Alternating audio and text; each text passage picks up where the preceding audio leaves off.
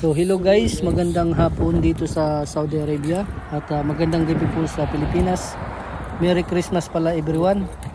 Pakita ko lang guys sa inyo yung kaganapan dito. Papunta po kami ng dagat. Ito po yung view at nauna po si paring G.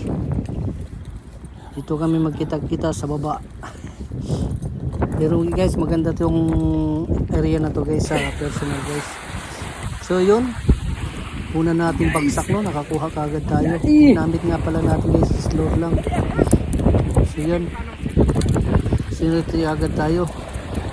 At una din, pero si paring G talaga una nakakuha na siya, tatlong piraso. Kaya habang nag-aabang tayo at wala pa yung mga lapis, so pasimple muna tayo sasayo ng tutut na viral video daw yun.